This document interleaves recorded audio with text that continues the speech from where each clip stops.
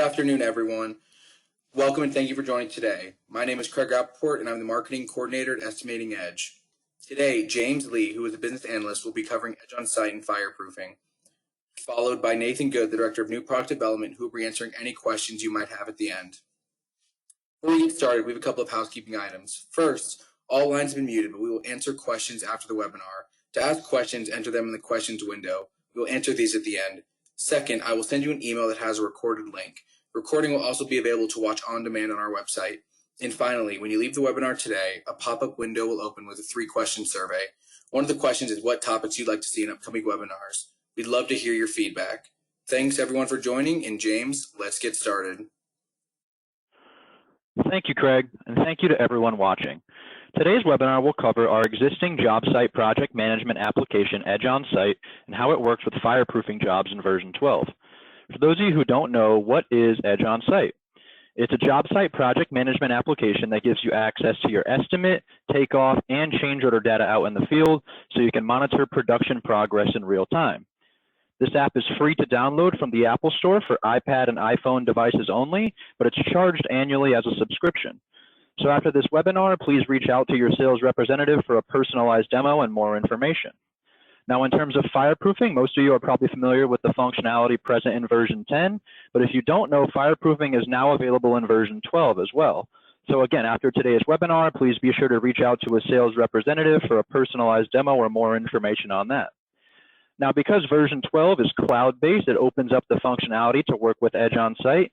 So today we're going to see the basic fundamentals of Edge on Site, and we're going to focus on fireproofing specific data from a fireproofing bid in version 12. All this functionality is expected to be available with the release of version 12.8.4 of the Edge tomorrow. So the first question that comes to mind when attempting to track our quantities out in the field is, how do we take the data from our Edge bid and get it out on the iPad so that our field personnel can view and track against this data? Now, before I go ahead and jump into that question, I want to cover one thing with you all. If we look on my screen right now, what we're seeing is a web page called the Administration Portal. Now, the Administration Portal is simply just a web page you can access by typing admin.edgeestimator.com into your web browser. You can also access it right from the Edge Estimator, as you see here, by hitting this gear icon that says Administration Portal. Now, some of you may be familiar, if you're on version 12, with the Administration Portal for doing things like controlling your users or your licenses, or even grabbing new versions of the Edge. However, it's also a really big part of Edge on Site. It essentially represents the office side of things, while the iPad represents the field personnel, and they communicate all kinds of data back and forth. And so today, I'll be switching once or twice between the web portal and the iPad, and so I just wanted you to understand why I'm doing so. So now that that's covered, we can jump back into our first question. How do we take the data from our Edge estimate and bring it out to the field personnel? So that's all going to start here in the portal. Again, you can access it by typing admin.edgeestimator.com in your browser or by hitting the gear icon in the Edge. Either way, it'll prompt you to log in with the same login you use for the Edge, and the first screen you'll be taken to is your bids manager. Now, what we need to do is we need to locate the bid that contains the data that we want to track out in the field. So we can use these status tabs, or we can hit our filters button right here and search up the bid that we need. Now, for today's webinar, I have the bid right here. So once you've located it, you just want to click on the bid name, which will serve as a hyperlink.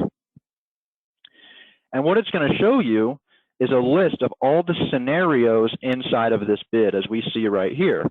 Now, first thing to know about Edge on Site is, rather than activating the entire bid, we allow you to activate individual scenarios. The reason for this is so that you can always have one scenario that you preserve as your base bid. And what I mean by that is you have one scenario that's organized the way it was when you were awarded the job. Then you can copy and insert that scenario and make all kinds of different manipulations you might need for your field in terms of consolidating codes, breaking them apart more, shutting off things that don't need to be tracked, or even applying change orders. So this is a very common setup for our users.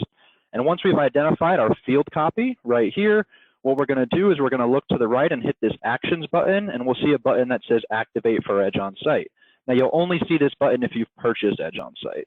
But we're going to go ahead and give that a click, and it'll just prompt us with a little bit of validation. And so what we're going to do is hit Activate. Okay. And so what we're about to see is a screen called the Fireproofing Wizard. And this is going to be a really big focus of today's webinar. It's going to be unique to fireproofing projects that you attempt to bring in for Edge on Site. So let's talk about what the fireproofing wizard is and why we need it. So to understand this functionality, let's talk about 3 different facts. The first fact is that subcontract items are extremely popular inside fireproofing bids in the Edge. The second fact is that Edge on Site was originally designed to work with labor items specifically. Our third fact is that we know in the Edge, subcontract items and labor items are very different.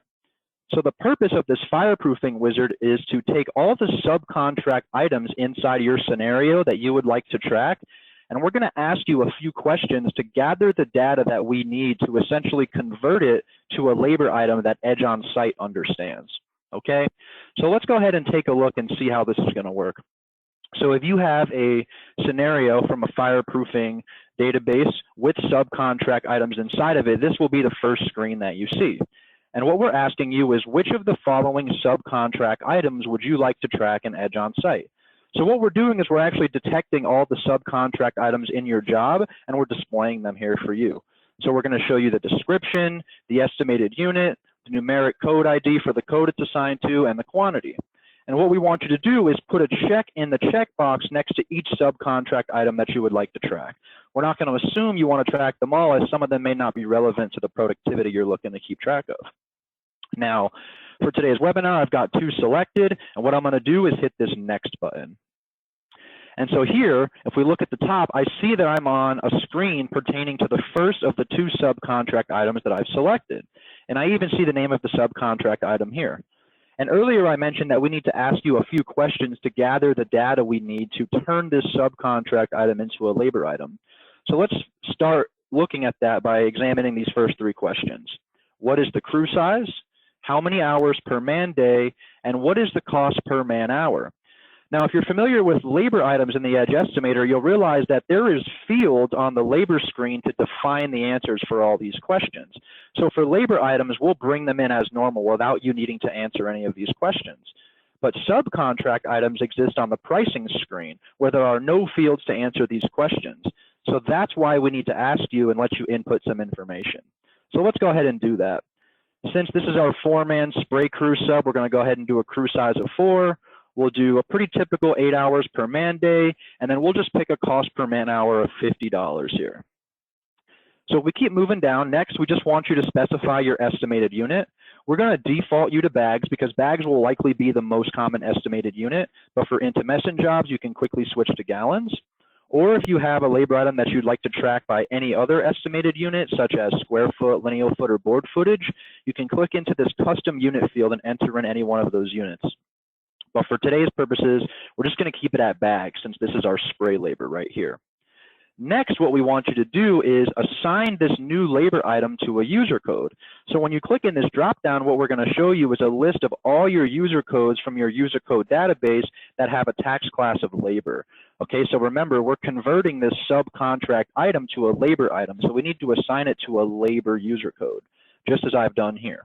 Okay, next, we're going to ask you which of the following surfaces is this item applied to? Now, the reason we're asking you this is because there are some instances where the labor item may not be applicable all surface types. So here we see all the common surfaces that you'll be familiar with inside an estimate. And really we're asking you this, and one common example would be your scrim mesh joist labor.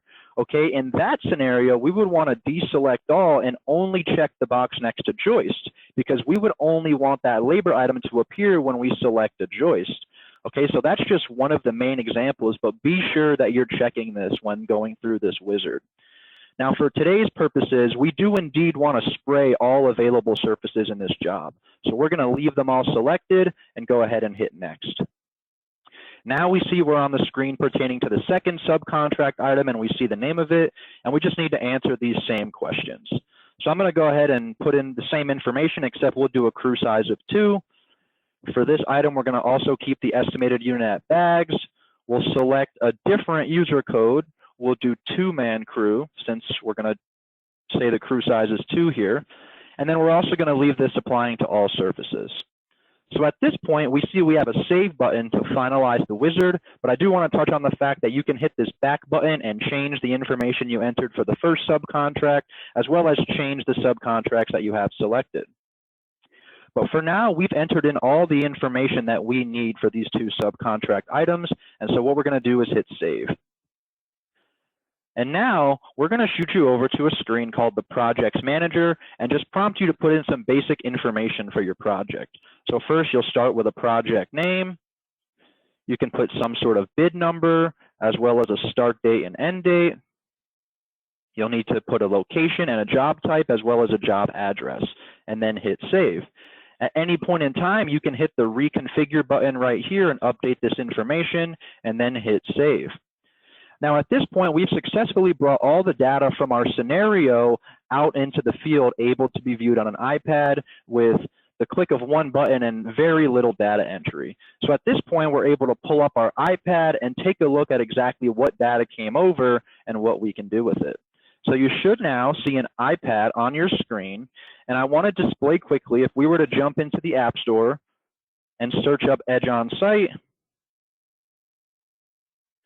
this is what we would be looking to see, and this is where you can download the application. Now, once it's downloaded, this will be the thumbnail that you see in the bottom left here, and we'll give that a tap.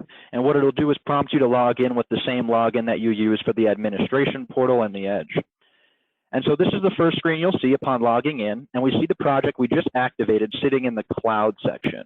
So all we want to do is take our finger and just tap on the word load to bring it from the cloud to our local device. Very similar to checking out a bid in the Edge estimator. Once we've tracked all our quantities, we'll then be sending everything back through the cloud. So now we can tap where it says open. And this will be the first screen that we see inside of an Edge On-Site project. And this is what we call our overview screen. And this is going to be one of the most commonly used screens of the application. So let's take a look at what we're seeing here. We see project name, start date, end date. We see the total estimated hours coming from the labors. And we see that once we start to put hours inside this project later on in the webinar, this actual number will update, and you'll see estimated actual and remaining. But most important is going to be this production stats window on the right-hand side here. So here we see the two cost codes in which we assigned the subcontract items to in the Fireproofing wizard. If we take our finger and tap on one of these cost codes, we're able to see the hours per code as opposed to the whole project, as well as what estimated units we have inside and what the quantities of them are. But most important is going to be these percentages on the right-hand side here. So these percentages next to each cost code represent the total quantity completion for all the labors assigned to this code. Okay, and then we'll average that up across the whole project for you right here. So later on, once we've inputted some quantities, we'll be able to come back and watch these numbers change in real time right after we've sent our data through the cloud. And so this information is perfect for if you're in a production meeting, if someone asks you on the job site for a quick update on the certain labor or the whole project, or even if you've just come back from a long weekend and need a refresher on where the project is at. Okay, so again, we'll circle back to this later. And the last thing I want to state about these codes is these are two very typical user codes from a fireproofing database, but whether you use phase codes, account codes, cost codes, or different types of user codes, we are very flexible and can bring over whatever types of codes it is that you use. Okay, so no worries there. So we'll circle back here, but at this point, we're going to use the bottom toolbar to go ahead and navigate to our pages. And so here we will display all the sections and pages from the estimate, and we'll show you your hours and completion percentage per page, as well as a preview of the background image. Now, the most important functionality on this screen is we do allow you to download pages to be used offline if you have a job site that does not have good internet or LTE connectivity. So two easy ways to do that. One is you can click offline mode, and what that'll do is download every single page in this project. So depending on how many pages you have, that'll vary in time. But if you just want to download an individual page, you can simply just tap on the page name, like Fireproofing Blueprint here, and we'll see that we are indeed downloading this page. And if we hit the back button, we'll see a green check mark next to the name of the page, indicating that it has indeed been downloaded. And so now I could walk the job site without any internet, and I'd still be able to click into the page as I'm doing here and do all of our tracking. Okay. So on that note, we're now on our project tracking screen, and this is where we're going to enter all of our quantities. So we have our background image from the page right here, dead center. I can take my index finger and thumb and just press and move them away from each other to zoom in, and vice versa to zoom out. I have a list of all the conditions from this page on the left-hand side here, and these are all going to represent the surfaces that exist. And if I go ahead and take my finger and tap where it says 18 by 40 primary beam, I not only have the condition data in the blueprint, but I actually have the takeoff shapes as well. So this should be really helpful for your field personnel because we're actually giving them a visual so they know what they're applying completion to as opposed to just working blindly with the numbers. Okay, and if we tap on this plus sign here, we'll see a list of all the labor items this condition is generating. And we know that in the wizard, we assigned those labor items to these codes. So you can also select the code and see all the takeoff shapes that'll contain those labors. Now, it's really up to you as a user which view you like better in terms of conditions versus codes. Because these conditions represent all the surfaces, this may be more popular. If we look to the right here on the bottom and click on this settings gear, we do have a setting called Conditions Tab Default. And if you have that toggled on, what that means is every time you enter a page, as we're doing right here, you'll be defaulted to seeing the conditions pane first. Okay, so if you don't like that, be sure to toggle it off, and when you enter a page, you'll be defaulted to code view. Okay, but let's jump back to conditions for now, and now we can talk about how to actually mark our quantities complete. So let's start with, again, tapping on 18 by 40 primary beam, and today I'm going to show you 3 different methods of tracking production, all with their own advantages. This first one is going to be great for marking multiple shapes at one time, especially if they're lineal foot shapes like these beams here. So what I'm going to do is zoom in and focus on these 2 beams at the top. And what I'm going to do is I'm going to take my index finger and drag it across the screen to create this selection box. And whatever becomes encompassed in that box will then turn red. And we have a legend on the bottom left-hand corner, and it tells us that red means selected. So we're telling the application which shapes we're applying completion to. Okay? And now what we want to do from here is hit the production button we see in the top right-hand corner. And it'll show us the name of the condition, the 2 labor items that we see inside of these shapes. We'll even tell you from the edge how many estimated hours it'll take to complete each labor item and total that up. So great for planning out on the job site. And then we see the quantities for each labor here. And then what we want to do is use this percentage slider on the bottom and bring that to represent whatever got done out in the field. So if we put this at 50%, we'll go ahead and convert that to your quantity and show that to you here. If I wanted to just jump this to 100 right away, I could simply tap where it says completed. And then all I need to do to finalize this is tap the save button and we'd be done. Okay, so now the shapes are going to update with some green shading to give us the visual that both of these beams are fully complete. Okay, so this is a very quick and efficient way to mark a couple lineal foot shapes done at once. Next, let's look at our conditions pane and jump to a different one, our board foot per square foot area generic shape right here. And we're going to focus on this guy to the right. And let's talk about a different method of tracking production, which is called using our crosshairs. Now, we know that I can select the shape by just dragging my index finger, but what I can also do is right where my mouse is located, I can just tap on the shape, and that'll also turn it red. But instead of hitting my production button now, what I want to do is I want to tap the shape a second time. And what I'll see is a crosshair in the top left-hand corner. And what it wants me to do is take my index finger and press on that crosshair and drag to create a visual representation of what's been completed out in the field. And we'll tell you what percentage you're approaching as you drag. Okay, now let's say that the size of this crosshair is making it a little bit difficult for you to tap your finger and drag. Okay, we do have a setting in our settings manager here called crosshair size. So let's see what it looks like when we set that to extra large. We also have a setting for line thickness, as you see here. So we'll set those both to extra large and then X out. And real quick, if we jump back to our primary beam, what you can see here is that the lineal foot shape is just much thicker, making it easier to visualize and to track against.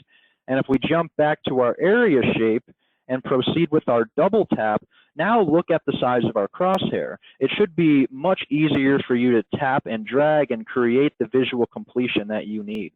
Okay, and I am able to control both ends of this completion shape, so I can place this anywhere inside the area shape that I want. But once we get to a percentage that looks about right, then I want to hit my production button, and we'll take that percentage and convert it to quantity for you. And if everything looks good, all we need to do is just hit save. And there we go. We'll store that green shading the same way you drew it.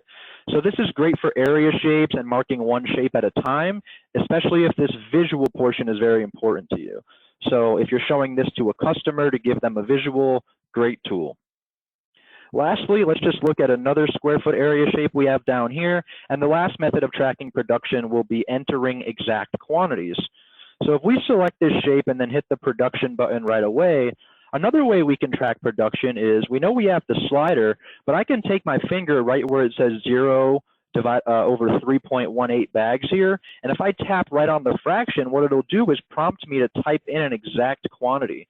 So if I know that 2 bags were sprayed that day, I can type 2 and hit apply, and we'll convert that to a percentage for you right here. And then all you have to do is hit save, and we'll automatically shade that for you. Okay, so those are our 3 most common methods of tracking production. It really comes down to what you're most comfortable with as a user and what you need to track. Okay, now one thing I do want to mention is, in our previous webinar to this one, we did talk about a feature called multi-code tracking functionality, which is accessible by this second button from the top here on the right toolbar. And that allows you to track against multiple cost codes at one time. Please check out our previous webinar to get more information on that. Okay. Now, the only other thing a user might want to do from this screen is to use our photo and notes tools right here to snap progress photos of the job site, or to snap areas they might need an RFI or anything related to that, and upload that through the cloud as well. The office web side of things and the field iPad side of things can communicate these photos and files back and forth through the cloud. Okay, what we're going to do for now is we're going to jump back to our overview screen, and we're going to hit this button in the top left where it says daily production. And we're going to see a list of all the laborers that we've tracked for the current day, and we're going to tap this upload button. And what we're effectively doing right now is sending this data through the cloud so that it can be seen by office personnel. Okay, so now what we can do is we can jump to the portal and we can go ahead and take a look at our data. But before we do that, if we look at these percentages right here, we can see they've already updated with the quantities that we just tracked. So this is what I meant earlier when I said real time. Okay, so you'll always have up-to-date information about the completion right from the iPad. So now we can jump to the portal and take a look at these same numbers. All right. So here we are in the Edge On-Site Projects Manager, accessible by this Edge On-Site dropdown, which you'll see if you've purchased the product. And what we're going to do is we're going to click into the project and see what kind of data we have from the web side of things. So what we're seeing now is our web overview screen, okay? We see a map, we see the total estimated hours, and we see the same code table that we saw on the iPad with the same completion percentages. So your office personnel does not have to reach out. All they have to do is wait for the field to send an upload, and they'll have that data pretty much right away for their own use. Okay, they can expand and get the same breakdown that a field user would get. So this will be great for meetings and just, having instant updates. Okay, and they can also click and view a page the same way that a field user can. So I can actually click into this page and see my blueprint the same way I did in the iPad. I can even select a condition to see my takeoff shapes in that same visual green shading that we marked in the iPad. Okay, so that visual representation is also available from the web. All right. And lastly, we can jump to a screen called our Labor Manager. This is arguably the most important screen on the web, okay? And so we just finished getting through the iPad and seeing what kinds of data came over when we did that activation, and we saw all kinds of data, but this screen is going to show even more just by hitting that activate button. Okay, so let's look under our estimated section here. Here is the 2 cost codes again that we assigned in the Fireproofing wizard. And if we look at things from a labor item perspective, here's the 2 subcontract items that we converted to a labor. And we're going to bring in the quantity, man days, cost per unit, and the net cost all right from the estimate. The only unique calculation here is going to be the hours. And all we're doing for that is we're taking the net cost right from the edge and we're dividing it by the $50 per man hour that we specified in the wizard. And that's going to give us 11.24 hours, which is exactly what we see right here. Okay, so this is, a look at even more of the data that's coming over.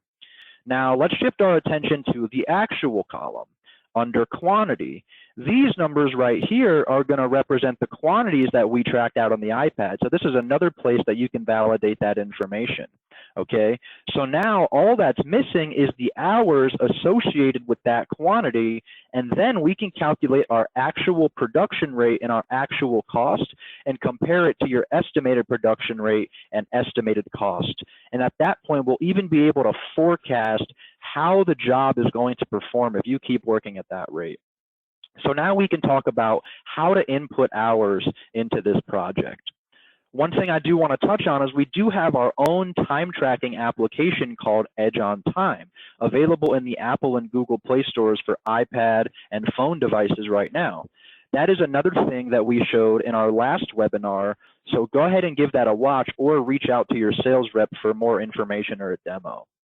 Okay, now if you wanted to proceed using Edge on Site without Edge on Time, you absolutely can, and we have two other methods of inputting hours into this project. What we're going to do is we're going to focus on this button to the top right, and here's those two methods, upload bulk hours and edit hours.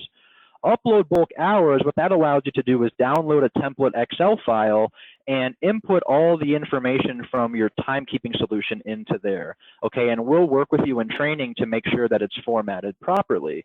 And then you'll simply just upload that saved file and the hours will store right here. Okay, so again, that's something we set up with you in training. We do have another method which is similar to manual entry, and for simplicity purposes, that's what we're going to use for today's webinar. So we're going to hit more again, and then we're going to click on edit hours. Okay, and what it wants you to do is enter in a date range in which you want to apply hours to production. So for today's webinar, we're going to just use the current date, but a typical workflow for a user is they'll send their project manager or field personnel out on the job once a week or even a few times a month, and at the end of that week or month after they've tracked quantities, then they'll put that date range into these fields and assign the hours. So that's what's common. Okay, but for today, we're just going to put the current date and then hit search. And what we're going to see is a list of all the cost codes in which we've marked actual quantity within this date range. And so what we want you to do is just reference wherever you keep your time and just input how many hours were spent on these cost codes within this date range.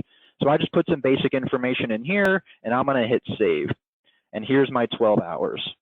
And now we see some more information is populated, right? So now that we have hours and quantity, we can calculate our current production rate and our current costs as we see here. So that's great information to have. But let's take a look at our forecast and how we're getting these numbers, right? So for our two-man crew, which was our unloading bag goods, we estimated we could unload about 15 bags per hour. But if we look at our current production numbers, we're doing less than a bag per hour. So we'll actually tell you, if you keep working at that rate, how many dollars and how many hours you'll finish behind for that cost code. And we'll even give you a target unit per hour to work at to get back to par. Now for our spray labor, we estimated just over 3 bags per hour to be sprayed, but we're spraying a little closer to 4. So we'll also tell you how many hours and dollars you'll finish ahead if you keep working at that rate. And then we'll average that out across the entire project. And so this data is the real end goal of Edge on Site. There's tons you can do with it. You can have data behind all your decisions to move someone from one crew to the other. You know which crew might need a giddy up.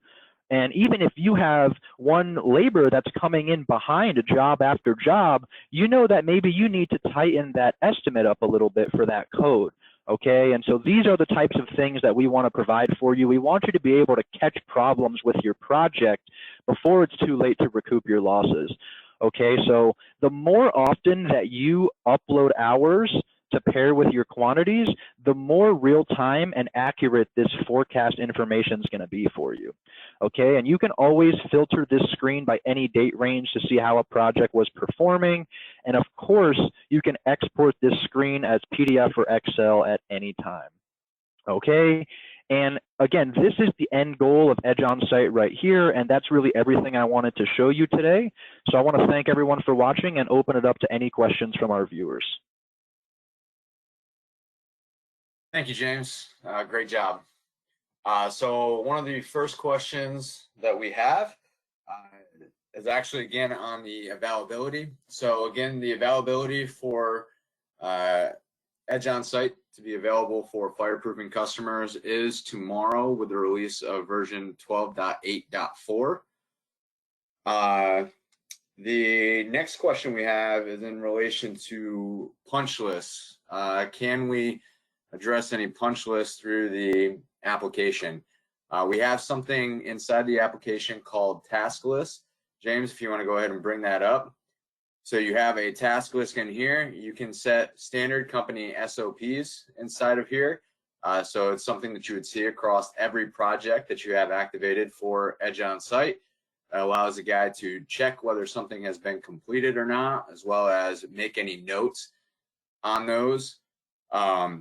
You can also set it up per project or per role inside your organization. So if you have a PM that has his own individual checklist versus something that somebody else would need to check, standard foreman or just a regular crew member, you can set those up individually for those people and be able to track that. It's also going to be available to each of those individuals through the daily roll-up report. So we do have a few reports that are standardized throughout the application. Daily roll-up report is probably one of the most commonly used. That's going to give you a breakdown of everything that you did during that day, hours you submitted, total completion of labor, all of that will show up in that report. We also have change orders functionality. So if you get a change order that comes through from the Edge, you have the ability to now use the change order module that exists inside of version 12. That will actually automatically update everything inside of Edge on Site once that is accepted. So all of your figures will readjust based off of the new information received from the change order request. The next question we have is, what about tracking multiple different areas on a single shape? Edge on Site is designed to track from one direction. So if you're tracking an area, you'll actually just be able to track that from one direction. And it's actually based off from the direction that the takeoff was done. So if you started in the top left corner of that shape and then drew to the right, how we actually automatically apply production if you're not using the crosshair method is by the same direction that the takeoff was done. So in that case, it would fill the area from that top left down to the right, the same way that you did the takeoff. So we do have plans in the future to be able to adjust that, but that is going to take place later on in our roadmap. So current availability is just the one direction, one area on that shape. And the next question is actually about the price and the cost. Dave, would you mind filling us in on what they can expect for cost of Edge on Site? Sure, absolutely. So the Edge on Site app is priced differently than the Edge, where you're being based on license per license, and that's basically how many users can be in the program at a time. With Edge on Site, it's unlimited users, and you can track up to 50 projects per month, so 50 live projects being tracked in the program. You can either pay for it monthly, which is roughly around $250 a month, or you can pay it annually and get a significant savings off of that. But for your particular company's situation, I suggest you reach out to your salesperson and they can get you more specific in what the orientation and training looks like as well. All right, thanks, Dave. And finally, the last question. Will these programs be available on Android? So this is an iOS only application for Edge on Site. Edge on Time is available for both Android and iOS devices. Currently, our plan is only with iOS. A lot of the reasoning for that really bases itself around the security of iOS in comparison to Android, as well as the technical specifications for Android devices over iOS. There's a lot of varying different types of Android devices that need to be supported. Edge on site, given the graphics quality that's required, how much calculating we do to give you those accurate percentages, we found that the Apple devices natively support much more from the hardware side of things than an Android device will typically have, unless you have a very high-end Android device. So that's why we elected to go with iOS and why we have stuck with iOS. We do have one more question that has come through. Is there a way to mark the beams and columns that have passed inspection? So right now, my suggestion would be for that, once everything is marked complete for your beams and columns, you do have the ability to add annotations onto each of those, which are available to be seen from both the administrative portal as well as inside the application itself. James, do you want to take us through doing one of those? So you got that top one, it's already marked as complete. So you can go ahead and add a quick note to that saying that it is passed inspection. And the cool thing about adding a note inside of Edge on site is it is going to remain in the place that you have marked that note for the entirety of the project. And it's actually going to maintain that exact same location once it's uploaded to the administrative portal so that everybody can see that, whether they're in the office or on the iPad. And final question that I have come through is, do you have to have Edge 12? Yes, because we do require the cloud, and the cloud is only available in version 12. Since everything that's on here, you see it all in real time, that's done through the API system that we have available for Edge on site. So that's what gives you that real-time communication back and forth. So it does require version 12. Okay. Thank you guys very much for your time. If you have any additional questions that come up after the webinar, please feel free to reach out to us here at Estimating Edge in the product department. You can contact us at product@estimatingedge.com, or please feel free to reach out to any of your sales team. And they can be reached either individually through their emails or at sales@estimatingedge.com. And they can always get you in touch with us. So thank you guys very much for your time, and take care, and we hope to hear from you soon.